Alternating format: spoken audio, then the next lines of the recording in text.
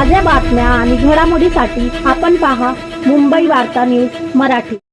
आज मला काही पत्रकारांच्या माध्यमातून ही बातमी कळाली का एक कामगाराचा मृत्यू झालाय बॅनर लावताना।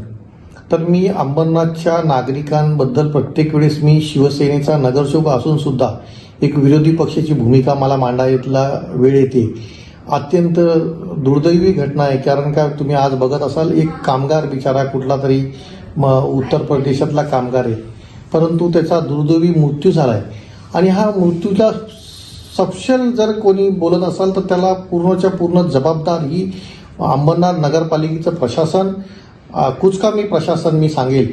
आणि आमच्या आज सत्तेमध्ये बसलेले आमच्या नगराध्यक्ष मॅडम, मी यांच्यावर सरळ आरोप करतोय का मी आज 6 सभेमध्ये मी हा प्रश्न मांडत आलेलो आहे का एक तर तुम्ही अनाधिकृत होर्डिंग्स कटिंग करा।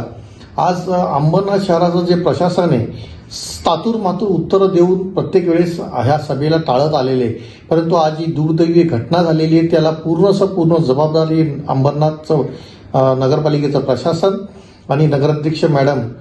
नगराध्यक्ष मॅडम तर आम्हाला प्रत्येक वेळेस सांगत होत्या का खाऊंगी ना खाणे दूंगी, या शहराला आता जिंकून आल्या।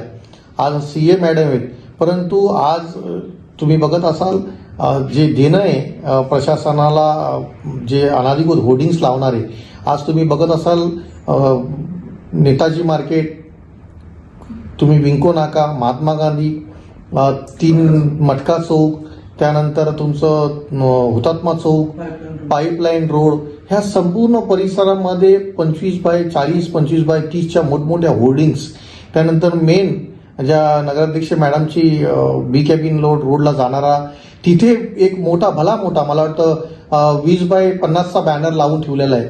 मेन स्टेशनला शिवाजी चौकामध्ये जे रेल्वे स्टेशनवरून आपण बाहेर येतो तिथेही अनाधिकृत होर्डिंग्स आहेत।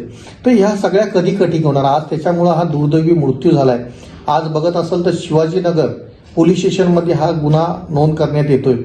तर मी प्रशासनाला सपशेल, आज जर प्रशासनाने ही सगळी गोष्ट एक 2-3 दिवसात ह्या होर्डिंग्स नाही काढल्या तर आम्ही भला मोठा मोर्चा शिवसेना शहर शाखा मार्फत आणि सन्माननीय शहर प्रमुख अरविंद वालेकर यांच्या नेतृत्वाखाली आणि महिला आघाडी युवा सेना आम्ही सर्व मिळून या प्रशासनाला जाब विचारण्यासाठी अंबरनाथ नगरपालिकेवर भला मोठा मोर्चा काढण्याचं मी आज शहराच्या हितासाठी आज लोकांचा जीव जायची वेळ आलेली आहे। आज तुम्ही घाटकोपरची दुर्घटना, एवढी मोठी दुर्घटना बघून सुद्धा जर हे प्रशासन जागा होत नसेल का अंबरनाथमध्ये सुद्धा एवढी मोठी दुर्घटना घडली पाहिजे, त्यानंतर जीव गेल्याच्या नंतरच आपण हे अनाधिकृत होर्डिंग्स आणि बॅनर काढणार आहात का?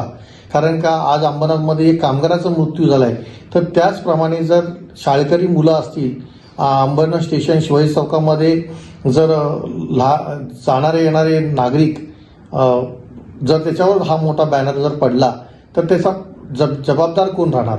तर मी एवढंच सांगेल का प्रशासनाला जर त्वरित जर आपण कारवाई नाही केली तर आम्ही भला मोठा मोर्चा अंबरनाथ नगरपालिकेवर काढू।